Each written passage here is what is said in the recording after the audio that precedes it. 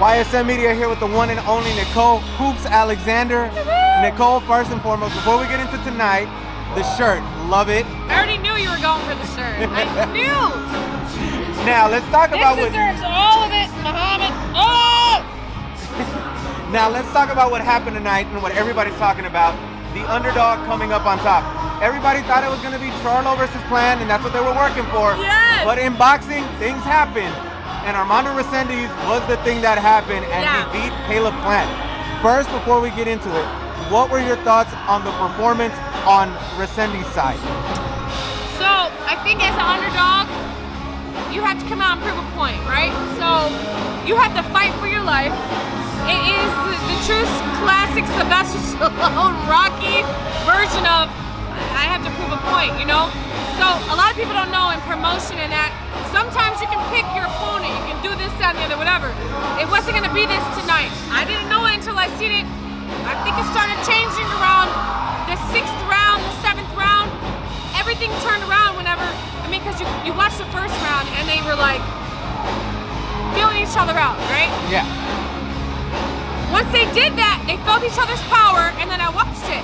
But my boy, oh my God, he watched Plant. Every time he did it, he would dumb down.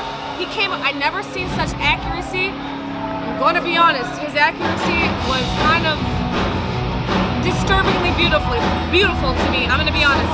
But at the end of the day, I mean, everybody wanted to see Plant win so that he could face Charlo in the next round, and that's why people were here, because of what happened before. But this was one of the greatest upsets because it was such like a woo, holy crap.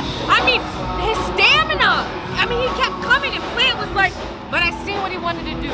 He wanted to make Plant bleed so that blood got in his eye. He was a little dirty. He kept butting. And I fought somebody like that where they wanted to wrestle you and just like, because that takes power and stamina away from you if you gotta wrestle. He fed into it. So I don't know if they watched this tape and was like, hey, Plant will feed into it, I don't know. It was a really great fight for me though. It kept everybody on their toes, and I don't know, I mean, I knew he was winning after the 7th, so I don't know. It wasn't a surprise.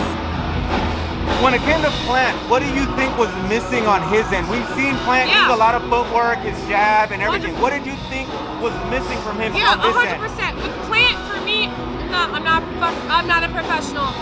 He just waited for the first move to be taken. Like, to get in there, he retaliated instead of making the first move for me. He waited to see what he needed to do, and it was too late because I don't think he expected him to be so great, right? So every move was a retaliation, but it was too late.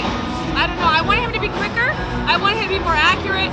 I wanted him to be more aggressive. I wanted him to have more heart. I wanted him to know that he needed to win this fight. And I mean, I don't know. You get 30 seconds of the last round and then they go crazy. I don't know, I want to see that all the way through. If it doesn't go 12 rounds, fine.